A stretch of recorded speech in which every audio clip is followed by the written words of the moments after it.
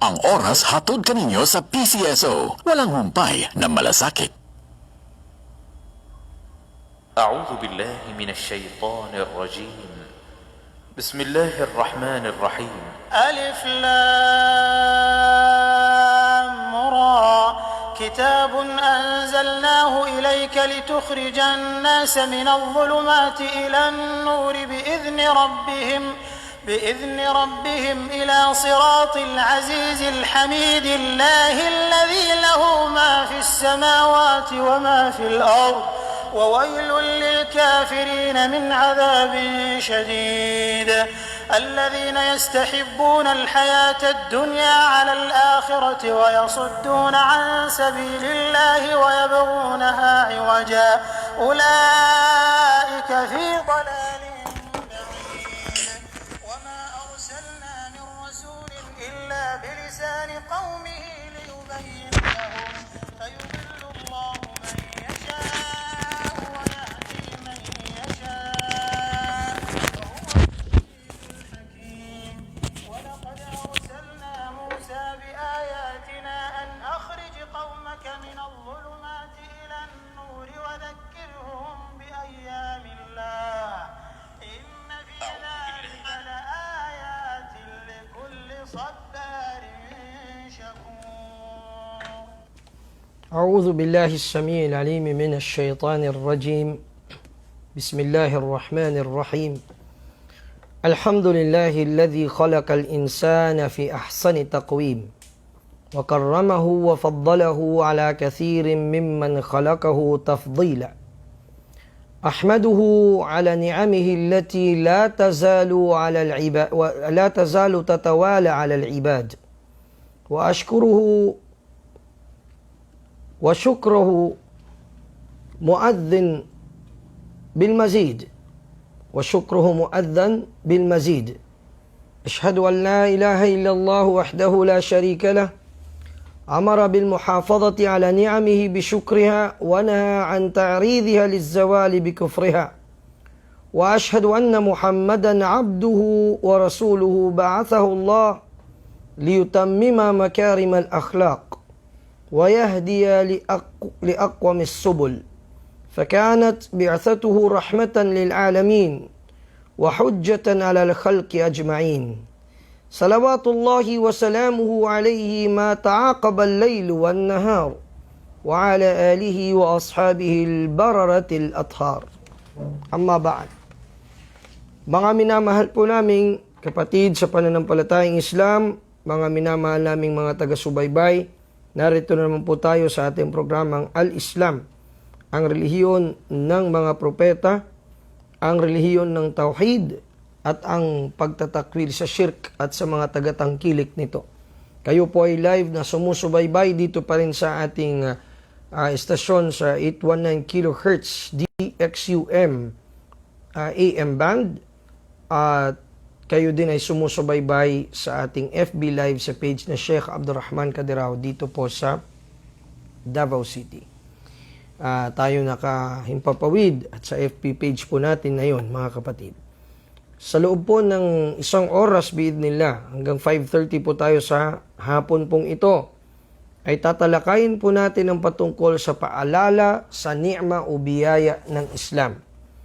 At ang atin pong pagbati sa inyong lahat, tulad ng pagbati na tinuro ng Propeta Muhammad sallallahu alaihi wasallam, Assalamu alaikum wa rahmatullahi wa barakatuh. Nawa po ay nasa mabuti kayong kalagayan, saan man kayong dako naroroon, saan man kayo pinapangalagaan ni Allah subhanahu wa ta'ala at tinakda kung saan man kayo naroroon. I-share nyo po ang ating itong mga activities dito online, ang ating mga pagpapahayag ng sa gayon ay dumami po ang makakuha ng faida o ng benepisyo nito. Sa paliwanag pa lamang ng ating mukaddima kanina, ito ay matutuklasan natin dito, matutunghayan natin dito pa lamang sa pambungad natin ang topiko o paksa na ating tatalakayin sa hapong ito. Kung saan sinimulan natin ang lahat ng papuri ay kay Allah Ta'ala na siyang naglikha sa tao sa pinakamainam na kalagayan, pinakamainam na itsura, pinakamainam na pagkakalikha. At pinarangalan niya ang tao at binigyan niya ng kahigtan na higit pa sa kanino mang kanyang mga nilikha. Pinupuri ko si Allah subhanahu wa ta'ala sa kanyang mga biyaya na lagi-lagi na itong naririyan at nakalapat sa kanyang mga alipin. At pinasasalamatan ko siya na ang kanyang at ang pasasalamat sa kanya ay tunay na kanya ng ito ay nagpahayag na ng basbas mula kay Allah ng mazid o ng karagdagan na magmumula sa kanya. Kung sumasaksi na walang ibang Diyos na marapat sambahin, liban kay Allah subhanahu wa ta'ala, wala siyang katulad, wala siyang katambal, na siyang nag-utos sa pangangalaga sa kanyang mga biyaya sa pamamagitan ng pasasalamat sa kanya at ang nagbawal sa pagtalikod rito at pagtakwil rito at walang kapasalamatan dito at sa pamamagitan ng pagtalikod o pagtatwa dito sa kanyang mga biyaya. Ako'y sumasaksi din na si Propeta Muhammad sallallahu alaihi wasallam ang huling sugo at alipin ni Allah na siyang ipinadala o sinugo ni Allah upang kumplituhin, buuin, gawing ganap ang pinakamaiinam na mga kaasalan. Kaasalan sa pagsamba lamang sa nag-isang tagapaglikha, kaasalan sa kaayusan dito sa mundong ito, sa pakikitungo at lahat. At siyang nagbibigay ng gabay sa pinaka matuwid na landas. Ibig sabihin ang kanyang gabay, ang sunna niya, ang pinaka matuwid sa lahat ng mga kaparaanan. At ang kanya at ang pagpapadala o pagsugo sa kanya ay awa sa buong sansinukob. Wa hujjatan alal khalqi ajmain. At ito ay hujja o ebidensya sa lahat ng mga nilikha ni Allah. Sumakanya nawa ang pagpupugay at ang pinakamataas na antas na ibibigay ni Allah sa kanya sa pagpapamagitan sa araw ng paghuhukom hanggat ang araw at ang gabi ay nagsisipagpalit-palitan. At sa kanyang mga 10 ng kanyang mga kaanak, mga kasamahan na pawang mga dalisay at mga matutuwid sa kanya. Mga kapatid sa pananampalatayang Islam, tunay na nasa atin tangan-tangan natin ang isang napakadakilang uri ng relihiyon na pinili ni Allah subhanahu wa ta'ala at binigay niya bilang biyaya sa atin na siyang milla o relihiyon ng ating tatay na si Ibrahim alayhis salam. Ito ay nasasaklaw niya ang lahat-lahat ng mga katuruan na tinuro ng mga nauna pang mga propeta. At ito yung tinatawag na khulasa o summary at tinatawag na selyo ng lahat ng mga katuruan, minhaj, manahij, metodolohiya, pamamaraan ng mga naunang propeta. Buhat ng kay Adan hanggang sa huling propeta Muhammad sallallahu alaihi wasallam. Sinabi ni Allah subhanahu wa ta'ala sa Suratul Shura, ang aya ay 13, Ba'da a'udhu billahi minash shaitanir rajim, Shara'a lakum minad dini ma wassa bihi Nuha walladhi awhayna ilayk. وما وصينا به إبراهيم وموسى وعيسى أن أقيموا الدين ولا تتفرقوا فيه كبر على المشركين ما تدعوهم إليه الله يجتبي إليه من يشاء ويهدي إليه من ينيب. Sinabatas sa inyo ni Allah subhanahu wa ta'ala mula sa din o sa pananampalataya at kumpletong batas ng pamumuhay ninyo sa mundong ito. Ang itinagubilin sa inyo ni Nuh, alayhis salam, Propeta Noe o si Nuh. At yung aming ipinahayag sa iyo, ya Muhammad sallallahu alaihi wasallam, at tinagubilin namin kay Ibrahim, kay Musa at kay Isa. An aqimud din, na inyong itayo, itatag ang pananampalataya, ang relihiyong iyan, ng alin? Ng tauhid, wala tatafarraqu fi, at huwag kayong magkawatak-watak dito sa relihiyong ito. Ibig sabihin, huwag kayong humiwalay o tumiwalag sa pananampalatayang ito. kabura alal musyrikin, at tunay na ito'y malaki sa mga musyrikin, ma tad'uhum ilayhi, ibig sabihin ito'y mabigat para sa kanila, sa mga mapagsamba sa mga Diyos-Diyosan, ang inyong panawagan na ito ng tauhid. Allahu yajtabi ilayhi may yasha, pinipili lamang ni Allah kung sino ang kanyang piniin patungo sa reliyong ito. Wa yahdi ilayhi may yunib, at ginagabayan ni Allah patungo sa reliyong ito ang sino mang magbalik loob sa kanya. At ang ating propeta Muhammad sallallahu alaihi wasallam, siya ay propetang kinilala ng sansinukob na pinakamainam sa lahat ng mga sinugo ni Allah at ang selyo ng lahat ng mga propeta. Sa kanya ay nagtapos o naging buo, naging ganap ang ni'mah o ang biyaya ni Allah.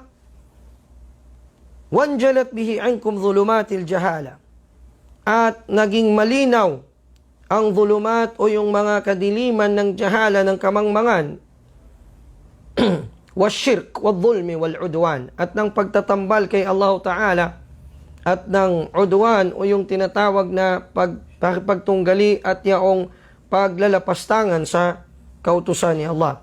Qala Ta'ala, sinabi ni Allah sa suratu Ali Imran, ang aya naman ay 164, laqad manna Allahu 'alal mu'minin إذ بعث فيهم رسولا من أنفسهم يتلو عليهم آياته ويزكيهم ويعلمهم الكتاب والحكمة وإن كانوا من قبل لفي ضلال مبين. Tunay na binigay ni Allah subhanahu wa ta'ala bilang tatanawin ng mga mananampalatayang utang na loob. Ibig sabihin, ito ay biyaya ni Allah at siya lamang ang may karapatan na sumingil sa atin ng utang na loob ng kanyang isinugo, ang huling sugong si Muhammad sallallahu alaihi wasallam, min anfusihim, na nagmula mismo sa kanilang angkan, sa kanilang kauri na tao. Yatlu alaihim ayatihi, na pinapahayag sa kanilang mga ayat ni Allah. Wa yuzakkihim, at sila ay dinadalisay. Wa yuallimuhumul kitaba wal hikmah, at tinuturo sa kanila ang Quran at ang sunnah. Ang hikmah dito ay ang sunnah. Wa in kanu min qablu la fi dhalalin mubin, kahit pa ang kanilang kalagayan noon ay nasa tiyak o malinaw na kaligawan sila. Laqad wassakum rabbukum bitamassuki bihadha ad-din wal iktida'i bihadha ar-rasul alayhi salatu wassalam. Tunay na tinagubilin sa inyo, tinagubilin sa atin ng ating Panginoon si Allah subhanahu wa ta'ala na panghawakan ng relihiyong ito at sundin ang huling sugo na ito ni Allah sallallahu alaihi wasallam. Ito ay nababanggit sa suratul An'am 153 nang sinabi ni Allah Ta'ala, wa anna hadha sirati mustaqiman fattabi'uhu wa la tattabi'us subula fatafarraqa bikum an sabilihi dhalikum wassakum bihi la'allakum tattaqun. At tunay na ito ang tweed na landas, tweed ko na landas, ito ang aking tweed na landas, fattabi'uhu, kaya't sundin ninyo ito. Wala tattabi'us subul, at huwag ninyong sundin ang mga iba't ibang mga daan. Fatafarraqa bikum an sabilihi, sapagkat kayo'y maghihiwalay mula sa landas na ito, mula sa landas na matwid ni Allah subhanahu wa ta'ala. Dhalikum wassakum bihi la'allakum tattaqun. At ito ang tagubilin ni Allah sa inyo upang kayo'y tunay na magkaroon ng takot sa Kanya, magkaroon ng kalasag laban sa Kanyang puot at sa kanyang tinatawag na kaparusahan. O mga minamahal na kapatid sa pananampalatayang Islam, nasa harap natin ang tinatawag na tarikus saada. Kung naghahanap tayo ng tinatawag na daan ng tunay na kaligayahan, nandyan na sa atin ang Islam. Nakabukas siya. Ang tanong lamang, bakit hindi natin ito binabaybay? Bakit hindi natin ito tahakin at isagawa? Naririyan ang daan ng katagumpayan sa atin. Tuwing mag-aadan ang muadzin sa masjid, hayya alal falah, halina kayo sa kaligtasan, halina kayo sa tagumpay. Pero tayo na pinapangalan ng Muslim, nakakalungkot na hindi tayo tumutugon dito sa panawagang ito. O kibit balikat lamang sa atin o baliwala lamang. Tandaan natin mga kapatid, narito tayo sa panahon na mas lalo tayong lumalayo sa Islam, waliyadu billah.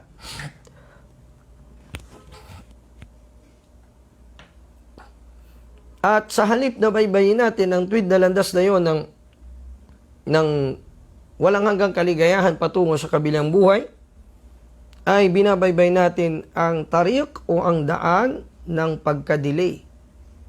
Pagka-delay sa alin? Pagka-delay natin sa pagde-delay natin sa mga bagay na dapat nating inuuna sa Islam. Tingnan nyo ang mga Yahudi. Sila ay 500 years na nag-iisip ng plano para wasakin ang Islam. Na tayo na mga Muslim, nandito tayo sa nagigising tayo na kinukuha ng mga mukaddasat natin. Kinukuha na, sinasamsam na ang ating mga banal na mga puok. Andito tayo sa Pilipinas, sa Davao.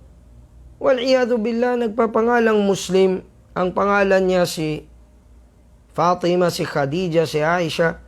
Ang gaganda ng mga pangalan, mga asawa at anak ng Rasulullah sallallahu alaihi wasallam.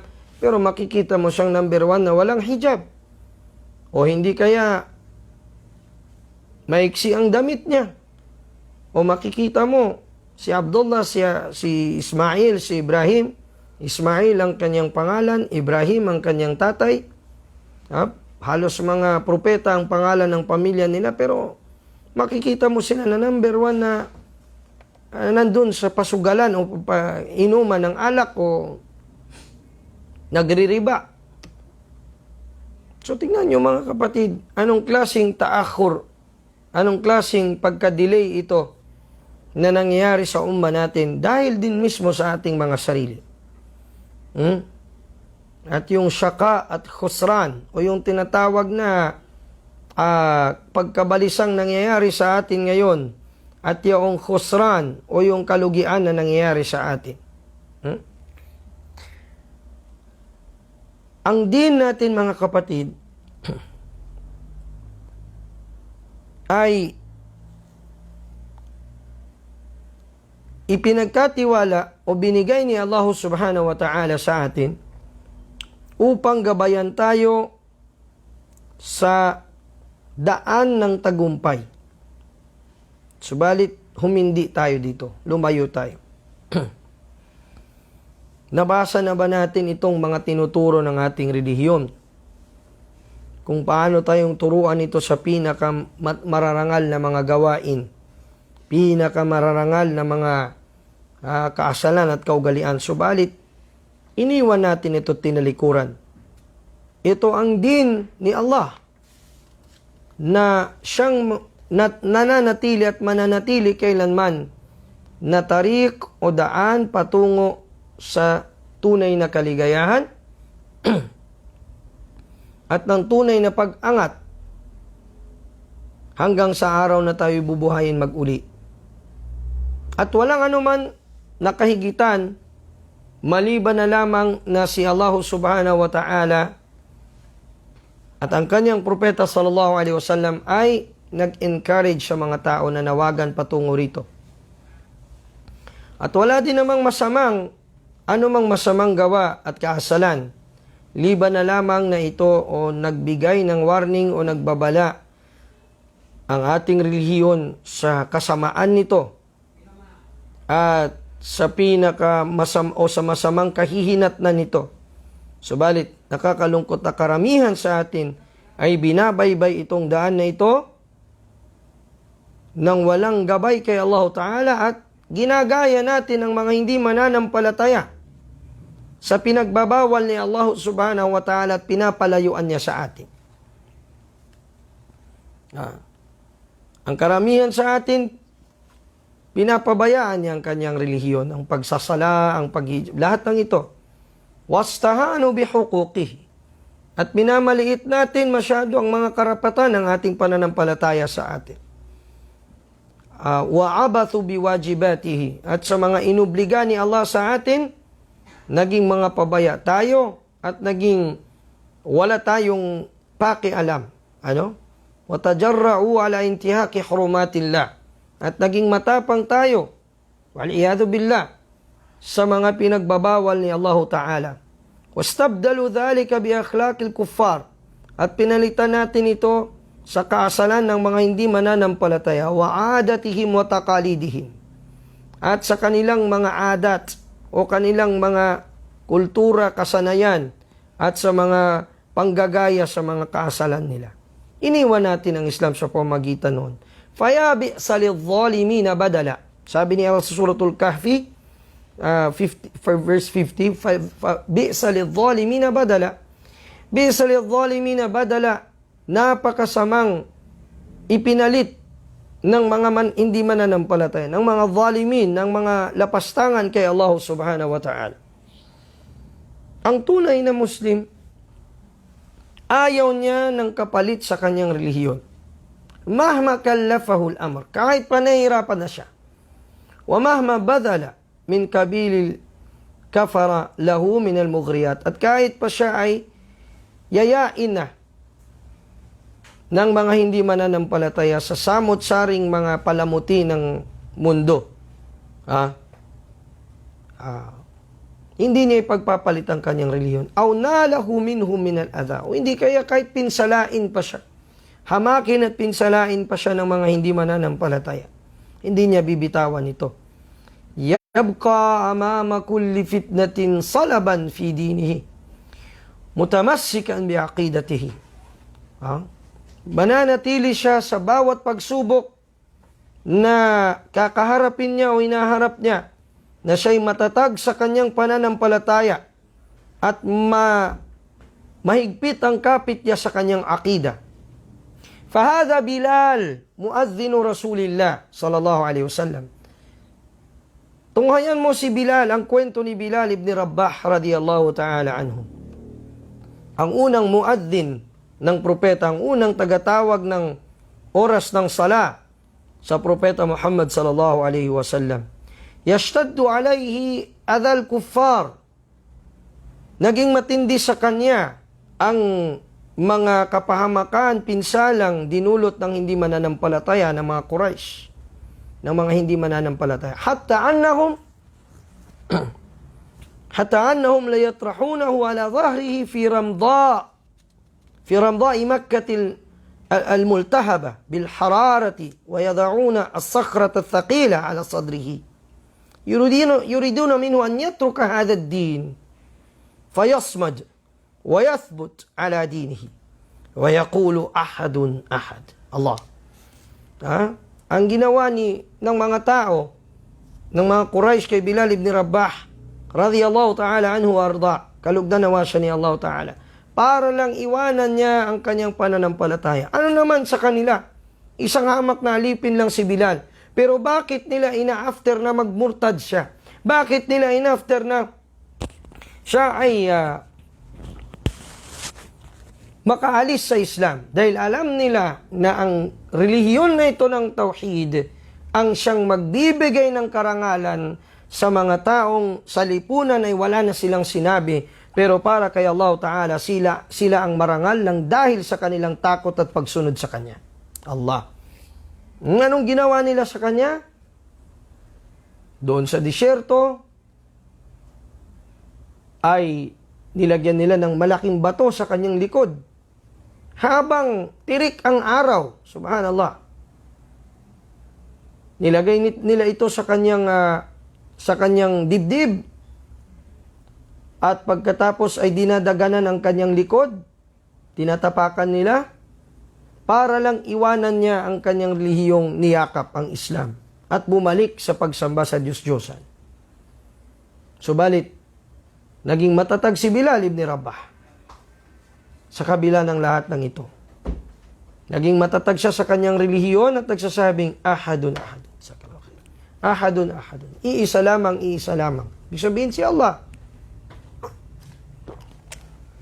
Ibig sabihin kung ang isang Muslim, ang solace ng isang Muslim o kanyang kapahingahan, ang kapanatagan niya, sa tuwing darating ang anumang pagsubok ay walang iba kundi ang paggunita sa tauhid niya. Ang paggunita sa tauhid at ang paggunita sa kahigitan ni Allah Ta'ala sa kanya na pinili siya para sa tauhid, sa relihiyong ito.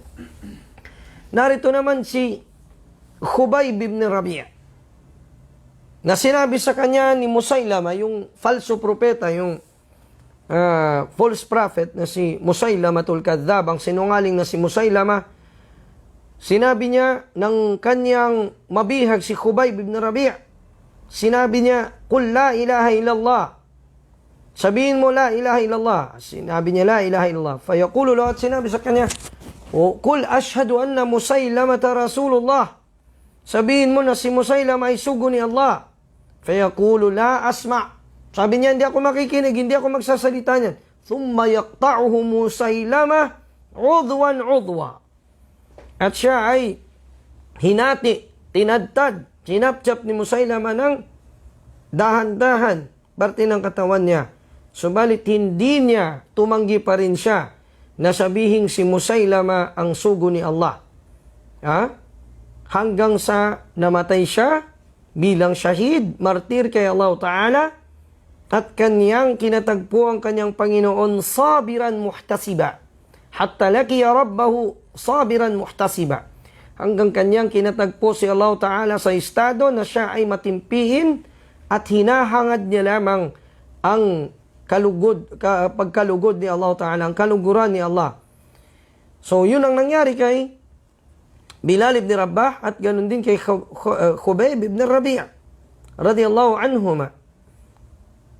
Ito naman si Abdullah ibn Hudhafa as-Suhami.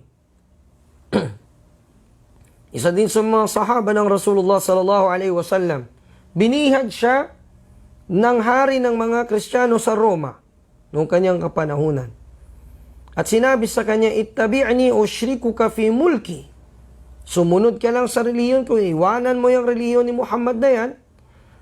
Sundin mo lang itong aking reliyon ng Kristyanismo. At isasama kita, bibigyan kita ng malaking posisyon sa pagkahari, sa aking pagiging hari. Fayaba wa yaqul. Pero tinanggihan ito ni Abdullah ibn Hudhafa as-Suhami, at siya ay nagsabi, "La abghi bidini Muhammadin sallallahu alaihi wasallam badilan." Ayaw kong maghanap ng kahit mang kapalit sa relihiyon na ito ni Muhammad sallallahu alaihi wasallam. Thumma yahmi Malikur Rum an-nuhas. At ang ginawa ng Malikur Rum, ng hari ng Roma, ng emperor ng Roma, yung bakal ay kanyang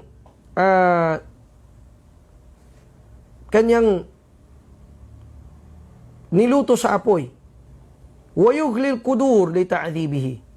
At yung isang malaking kawa ay kanyang pinakuluan para ipakita niya doon, takutin niya si Abdullah ibn Hudhafa as-Suhami na sasaktan o torturin niya doon kung hindi niya iiwanan ng Islam. Subhanallah. Wa inda dhalika yabki Abdullah ibn Hudhafa. Sa panahon o puntong iyon ay umiyak si Abdullah ibn Hudhafa as-Suhami. Fabitam'i Malikir Rum biruju'i anil Islam. At dahil sa kasigasigan nitong hari ng Roma na gusto niyang bumalik sa pagiging kafir, si Abdullah ibn Hudhafa as-Suhami lumabas sa Islam. Wa yaqulu, sinabi niya, "Tattabi'uni wa tatruku dinak?" Susundin mo na ba ako ngayon? Ang reliyon ko at iiwanan mo na yung reliyon mo na yan. Fayaruddu alayhi Abdullah ibn Hudhafa as-Suhami radiyallahu anhu wa ardahu. Dito, sa puntong ito, ay sumagot sa kanya si Abdullah ibn Hudhafa as-Suhami. Abdullah ibn Hudhafa as-Suhami radiyallahu anhu, kalugdan nawa siya ni Allah. "Ma bakitu khawfan ala nafsi." Hindi ako, sabi niya, umiyak ng dahil sa takot sa aking sarili. Ibig sabihin, natatakot ako, hindi ako umiiyak dahil natatakot akong torturin o mamatay dyan sa torture na yan. "Walakin wadidtu." Subalit ang hinahangad ko, sabi niya, "Annali nufusan," na magkaroon sana ako ng maraming buhay, adada sya'ri, nasing dami ng mga balahibo ko, ng mga buhok ko, tu'addabu fi sabilillah, na papahirapan, parurusahan sa landas ni Allah. Allahu Akbar. Subhanallah. Narito naman ang popular na kwento ni Ammar ibn Yasir at ang kanyang tatay at nanay si Yasir at si Sumayya radiyallahu anhum ajma'in, ang mga unang syuhada, martir ng reliyong Islam. Udhibu fillah. Sila ay, nung magmuslim sila'y pinarusahan, inusig, dinorture sa landas ng Allah Ta'ala para iwanan lamang nila ang reliyong Islam. Fasabaru ala al-adhab. Sila ay nagtimpi sa parusang iyon. Watamassaku bil Islam. At hinawakan nila ng mahigpit ang reliyong Islam. Wa kana Rasulullah sallallahu alaihi wasallam yamurru alaihim wa hum yu'adzabun. At dumadaan sa kanila ang propeta at nakikita sila ay pinaparusahan. At sinasabi ng propeta, sabran ala Yasir fa inna maw'idakumul jannah. Magtimpi kayo o pamilya ni Yasir sapagkat ang inyong tagpo ay sa paraiso. Wahada Khubbab ibn al-Arat. Narito naman si Khubbab ibn al-Arat. Udhiba fillah. Siya din ay pinarusahan nang dahil sa kanyang pagsunod kay Allah Ta'ala, wa sabara ala dinihi, at siya nagtimpi sa kanyang pananampalataya, wa kana min ta'dhibil musyrikin lahu, at ang ginawang parusa ng mga hindi mananampalataya sa kanya, an uqadu lahu naran, na sila ay laga ng apoy, wa sahabuhu alaiha, at siya ay kanilang kinaladkad sa apoy na iyon.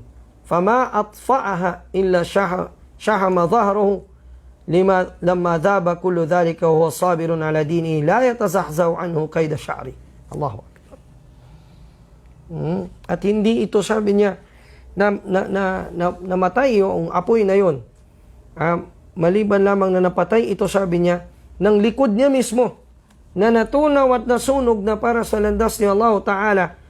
Subalit siya ay sabir sa landas ni Allah, at kahit isa man sa kanyang mga buhok, mga kapatid, ay hindi, o balahibo niya, ay hindi kailanman natakot at nalumbay o nangamba doon sa ginawang parusa sa kanya. Ito po ay kabilang sa mga binanggit natin sa mga halimbawa ng pagiging matatag ng mga mananampalataya sa kanilang relihiyon. Sa tindi na ng parusa at ng mga pinsalang dinulot sa kanila para lamang iwanan nila ang reliyong Islam, subalit hindi nila ito iniwan. Bagkus, mas lalo pa nilang pinag-ibayo ang kanilang pagbibigay at paglalaan sa landas ni Allah sa pamamagitan ng kanilang mga buhay at ng kanilang mga kayamanan. Yatasaqatu minhum mi'atu syuhada fil ma'arik. Mi'atu syuhada fil ma'arik. Napakaraming namartir sa kanila sa mga iba't ibang mga digmaan. Wahum mughbatuna bidhalik. Subalit sila'y kainggit-inggit sa kanilang gawain. Mismi nakakainggit ang kanilang gawang iyon. Fakhurun, at sila ay ipinagmamalaki natin. Bal taraku min ajlihi ad-diyara wal amwal wa hajaru firaran bihi an yakhdasha aw yadnasa yabtaguna fadlan min Allahi wa ridwana wa yansuruna Allah wa rasulah. Allah. Bagkus kanilang iniwan nang dahil dito sa kanilang pananampalataya ang kanilang magaganda at mararangyang mga buhay at ang mga kayamanan nila, at sila ay nagsipaglikas sa landas ni Allah Ta'ala firaran bilang kanilang pagtakas, an yakhdash aw yadnas, na baka sila'y magkaroon pa ng anumang bahid dungis ng kasalanan at ng mundo ang kanilang paghawak sa pananampalataya, na wala silang ibang hinahangad kundi ang kahigitan ni Allah Ta'ala at ang kanyang kaluguran. Wa yansuruna Allah, at tinutulungan nila si Allah at ang kanyang propeta, ang relihiyon ni Allah Ta'ala. Wa ma dhalikum illa lamma arifu fi hadha ad-din min al-khair o lima arifu fi hadha ad-din min al-khair was-sa'ada. At walang ibang dahilan iyon maliban na lamang ng dahil sa kanilang nalaman, natuklasan, na pag-aralan, na kabutihan at kaligayahan sa din na ito. Ibig sabihin, nang dahil din ito sa ilm, nang nalaman nila ito, agad-agad silang in-apply nila ang kanilang nalaman. fata'assala hubbuhu fi qulubihim. Ibig sabihin ng hub o yung pagmamahal sa relihiyon nila ay umugat o nag-ugat sa kanilang sa kanilang mga puso. Hatta sara ahabba ilayhi min anfusihim wa auladihim wa amwalihim wa diyarihim. Hanggang ito'y naging mas kaibig-ibig sa kanilang mga sarili kaysa sa mga anak nila, kaysa sa mga asawa nila, kaysa sa kanilang mga kayamanan at mga bahay at mararangyang mga buhay. Hatta qala qailuhum, hanggang ang isa sa kanila, sa mga salafus salih ay nagsabi, Idha urida bala faqaddim malak duna nafsik. Fa in tajawaza al-bala فإذا عرض بلاء فقدم مالك دون نفسك فإن تجاوز البلاء فقدم نفسك دون دينك. Allahu Akbar. Kung mayroon, sabi niyang dumating na pagsubok, qaddim malak duna nafsik. Ibig sabihin, iuna mo ang iyong kayamanan mo nang maubos doon sa pagsubok na iyon bago pa ang sarili mo. فإن تجاوز البلاء, at kung sumobra itong bala na ito, mas sumobra pa sa inaakala mo, ang tinatawag na pagsubok na yon, faqaddim nafsak duna dinik. Hayaan mo nang ang buhay mo ang mawala, ang may sakripisyo kaysa sa iyong pananampalataya, kaysa sa iyong relihiyon. Mga alipin ni Allah Ta'ala,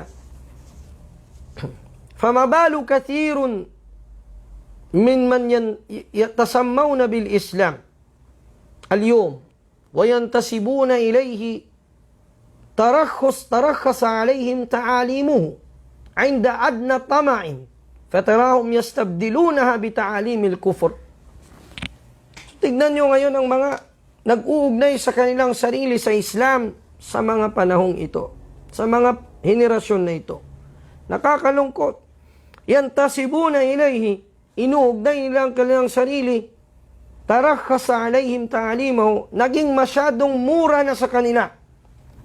Naging masyadong wala ng halaga sa kanila ang mga ta'alim o ang mga tinatawag na pangaral ng Islam. Inda adna tama'in. Ibig sabihin, inda adna tama, yung pinakamababa na klase ng kanilang paghahangad sa mundo, pinagpapalit nila ang kanilang pananampalataya bita'alimil kuffar. Bita'alimil kufur. Ta'alimil kufur. Kanilang pinagpapalit ang kanilang pananampalataya sa katuruan ng mga kuffar. ما بالهم يرفضون التحاكم إليه ويتحاكمون إلى قوانين الكفر وأنظمته. Makikita mo sila ba? Bakit ganoon ang kanilang, madali lang sa kanila, ang kanilang pagtalikod at pagtanggi sa tahakum o paghingi ng paghukom o paghatol sa pananampalataya nila sa kanilang relihiyon. At pagkatapos sila ay papalitan nila ito sa pamamagitan ng paghingi ng kahatulan o ng hatol sa kawanin o mga batas ng kufur at sa mga tinatawag na mga batas o alituntunin ng mga hindi mananampalataya. Mabalul kathiru minal muslimin yatashabbahuna bil kuffari fi zayyihim wa libasihim wa kalamihim bal wa hatta fi sifati aklihim. Bakit na itong nangyari ngayon sa karamihan sa mga Muslim sa panahong ito? Inagaya nila ang mga kuffar pati sa pananamit nila. Ibig ko sabihin dito sa pananamit nila, yung khas para sa kanila at yung bagay na labag sa utos ng Islam. Tingnan nyo yung mga Muslim ngayon, maghihijab sila ng hindi tamang paghihijab. Maghihijab sila na pagkatapos ay maglalagay pa sila ng mga ano pang mga attraction doon para bilang paggaya sa mga hindi mananampalataya. Ang mga kalalakihan naman magsusot ng masyadong fit naman na halos nakikita na nakaluwan ang mga aurat ng mga kalalakihan na hindi mo na halos ma-distinguish alin doon, sino doon ang mananampalataya at hindi. Hindi ba ganun? At pati sa kanilang pananalita, sa mga ekspresyon nila, na hindi nila namamalaya na unti-unti silang kinakain ng sistema ng kufur, ng mga kufar patungo sa kanila. Wa hatta fi sifati aklihim, pati sa kanilang katangian sa pagkain, paano sila kumain, ginagaya pa rin sila. Fayahlikuna lihahum. Ibig sabihin, sinishave nila ang mga balbas nila, ng mga kalalakihang Muslim. Wa yugdhuna shawaribahum. Yugadhun shawaribahum, at ang kanilang mga bigote ay pinapahaba nila sa halip ng mga balbas nila. Wa yursiluna syuura ruusihim.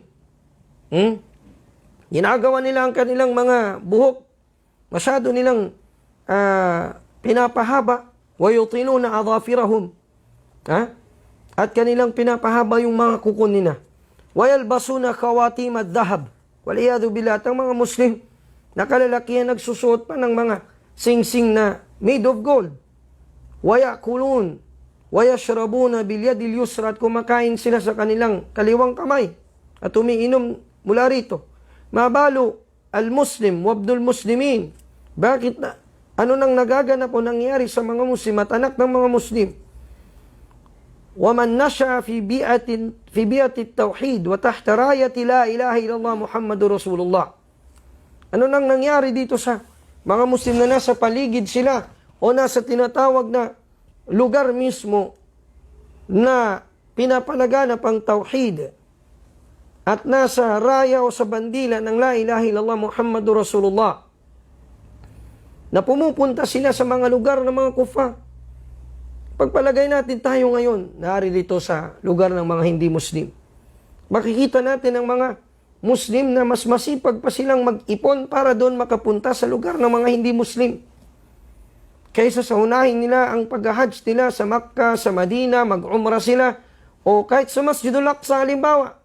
Subalit unahin pa nilang makapunta sa mga lugar ng mga hindi Muslim para lang doon magliwaliw o maglustay ng mga salapi nila, wal'iyadu billah, para meron silang mapost sa Facebook, para meron silang mamayday na nandito ako sa lugar na ito, sa ganito, lugar ng mga kufar, mga kapatid sa Islam. La tushaddu rihal illa bithalatha. Hindi nararapat ang anumang travel maliban na lamang sa tatlong ito. Masjidi hada, sabi ng propeta, ang masjid ko na ito, wa baitullahil haram, at ang sagradong bahay ni Allah, ang Makkah, ang Makkatul Mukarramah, wa sinabi ng propeta, wa baitil maqdis, at ang banal na templo na naroroon sa Jerusalem. Yung tatlo lamang na yon ang dapat nating pag-ipunan, pagsikapan. Liban pa doon, hindi pa pwedeng pupunta ka sa lugar ng mga hindi Muslim. Lalo na.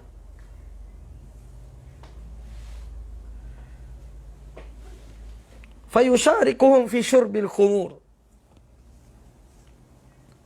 Sumusunod o sumasama pa ang mga Muslimun sa pag-inom nila ng alak, wa akli lahmil khinzir, pati pa sa pagkain ng mga pinagbabawal kagaya ng baboy o fi'lul biga, at paggawa ng zina, at waliyadu billah, thumma ya'udu ila biladihim al-muslimah mutanakkiran lidinihim al-islam wa adabihim al-islamiyah. At pagkatapos pag-uwi nila, ayaw na nila sa Islam. At ayaw na nila sa mga kaasalan ng Islam. Tingnan nyo po ang nangyari.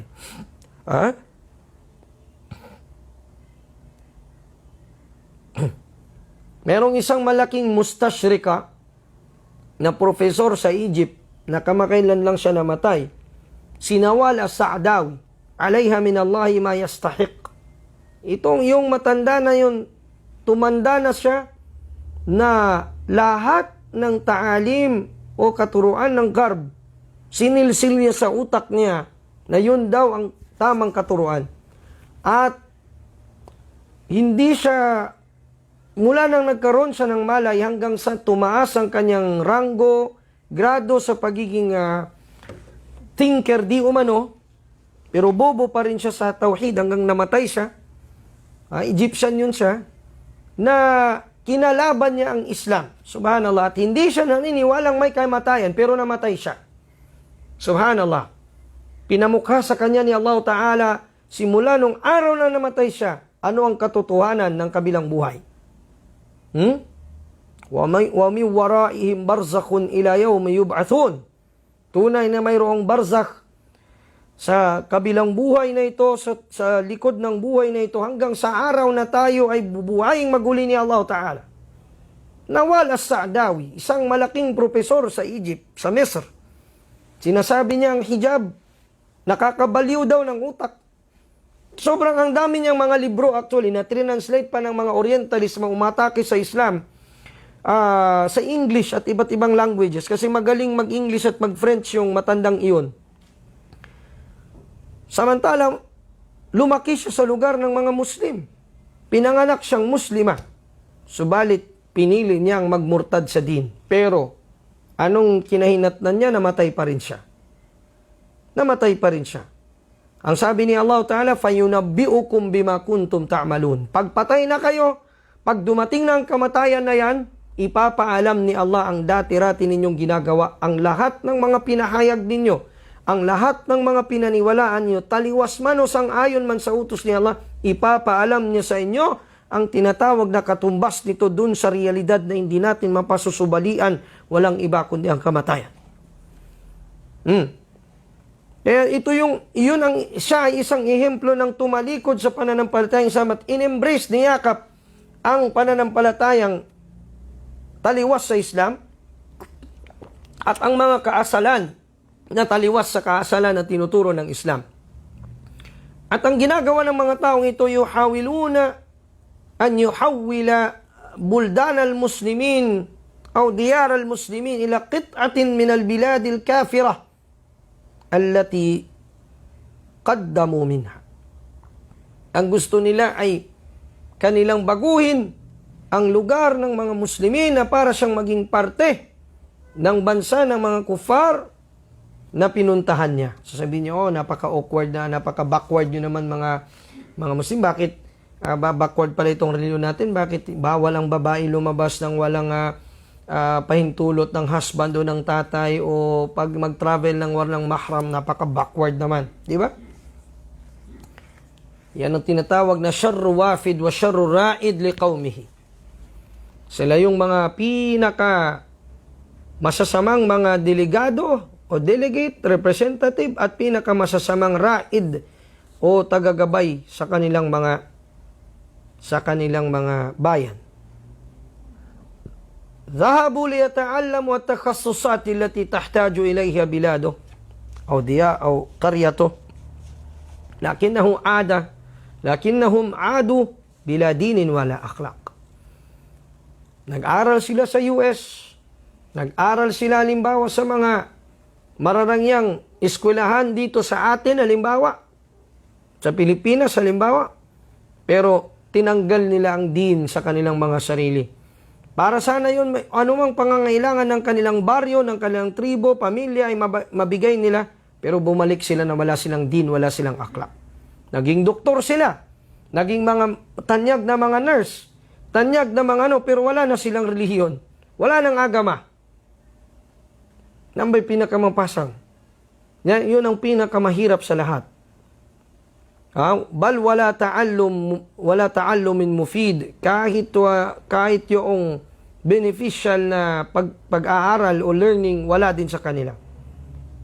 Adu bil kusuri war radhail. Bagkus bumalik sila na may daladala ng mga bisyo at mga masasamang kaasalan. Minsan, minamaliit natin yung mga pinapaaral na mag-aral ng Quran yung mga anak natin o pinapaaral sa Islamic school o minamaliit natin, wala yan, magiging ustad lang yan, walang kwenta yan. Pagkuhan yan, sasadakahan lang ng tao. Waliyadu billah. Masyadong mababang tingin natin, kaya ang ginagawa natin, pinapaaral natin, sinusubsob natin sa Western education masyado yung mga anak natin. Walang problema sa pagpapaaral sa kanila sa mga bagay na beneficial sa kanilang dunya at sa kanilang din. Magagamit sila maging kasangkapan sa din. Ang problema kung sila ang ginagawang kasangkapan ng mundo nang dahil sa iyong pagpapasubsob sa kanila sa pangarap na gusto mong abutin nila na hindi naman yun dapat ang pinapangarap mo dahil yung pinapangarap mo sa kanila dapat ay akhirah. Yan ang sabi ni Ali radiyallahu ta'ala anhu. Sinabi niya, ayuhan nas, inna dunya, sabi niya, mudbira. Wa inna al-akhirata muqbilah. O mga osang katauhan, tunay sabi niya ng mundong ito ay tatalikod. At ang kabilang buhay ang siyang future na haharapin natin. Fakunu min abna'il akhirah, wala takunu min abna'id dunya. Kaya't maging mga anak kayo, mga supling kayo ng kabilang buhay at huwag kayong maging mga supling ng mundong ito. Trinin Training natin ang mga anak natin na maging mga supling ng mundo ng sanlibutan. Waliyadu billah. Tatanungin natin kahit Suratul Fatiha, hindi alam. Paano ang tamang pagbabasa? Sino ang masisisi nito? Ang tatay, ang nanay, ang uncle, ang auntie na nagpaaral sa kanila, nagpasubsob sa kanila sa tinatawag na what they call education daw umano. To educate themselves. Kasi hindi sila educated. Pag ibig sabihin, pag hindi niya alam, hindi siya marunong mag-English, hindi siya educated. O hindi siya marunong sa mga, hindi siya skilled, o ano, hindi siya educated. Iyadan billah. Protektahan nawa tayo ni Allah Ta'ala sa mga ganitong mga kaisipan. Tinanim ito ng garb sa atin, ng West, upang mas lalo tayong lumayo sa ating relihiyon. Kaya ito nang nangyari sa atin, kahihiyan. Sallatallahu alaykum dhullan la yanzi'uhu ankum hatta tarji'u ila dinikum. Sa isang mahabang hadith ng Rasulullah sallallahu alaihi wasallam, sabi niya, paghahariin sa inyo, kung iwanan ninyo ang inyong reliyon, paghahariin ni Allah Ta'ala sa inyong kahihiyan at hindi ito aalisin ni Allah hanggat hindi kayo tunay na mag-U-turn sa inyong pananampalataya. Hanggat hindi kayo tunay na magiging sadiqin, tapat sa pagbabalik loob sa inyong pananampalataya. Hanggat ang tingin nyo pa rin ay bawat Jumu'ah lang o bawat Ramadan lang ang inyong Islam, tatalunin at tatalunin kayo ng mga Yahud at kakalad ka rin kayo sa kahihiyan kahit pa nakatirik ang araw. Tandaan nyo yan mga kapatid sa Islam. Hindi tayo maliligtas mula sa kahiyang ito hanggat hindi natin ibabalik sa ating mga sarili na isuot natin ulit ang baluti ng Islam.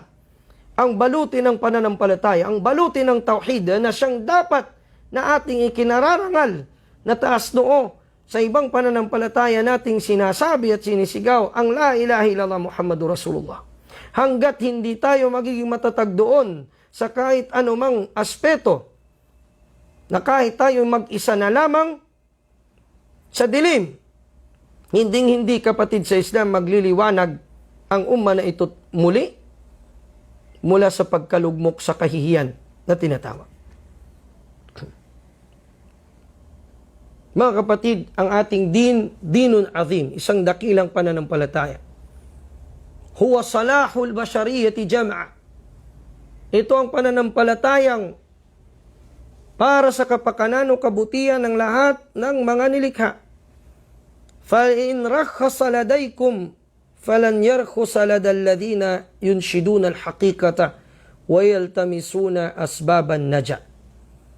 Kung itong pananampalatayang ito sa pananaw natin, رَخُصَ لَدَيْكُمْ naging masyadong mura na lang para sa atin na papabayaan natin, pues alamin natin na mayroong mga tao na pinili si Allah Ta'ala na hindi ito magiging mura ang halaga ng pananampalatayang ito sa kanila. وَيُنْشِدُونَ الْحَقِيقَةِ at kanilang isisigaw tunay ang katotohanan, وَيَلْتَمِسُونَ أَسْبَابَ النَّجَاةِ at hanapin nila ang mga kaparaanan ng kanilang kaligtasan na tagumpay. Qala Allah tabaraka wa ta'ala, sinabi ni Allah sa surah Muhammad ang aya ay 38, وَإِن تَتَوَلَّوْا يَسْتَبْدِلْ قَوْمًا غَيْرَكُمْ ثُمَّ لَا يَكُونُوا أَمْثَالَكُمْ. Allah. At kung kayo ay tatalikod sa inyong responsibilidad sa pananampalatayang ito, tatalikod kayo sa mga inutos ni Allah, يَسْتَبْدِلْ قَوْمًا غَيْرَكُمْ. Papalitan kayo ni Allah Ta'ala ng ibang bayan at kailanman ay hindi na magkakaroon ng tulad ninyo. Ibig sabihin sila hindi magiging mga tulad ninyo. La yakunu amthalakum. Hindi sila magiging tulad ninyo na mga talipunda na sa Maguindanao pa. Kung mga pabaya sa kanilang pananampalataya. Na mga walang pakialam sa kanilang pananampalataya. Inna dinakum yuridu minkum as-sidqa was-sabr wal-jald wal-badl fi sabilihi وصد الهجوم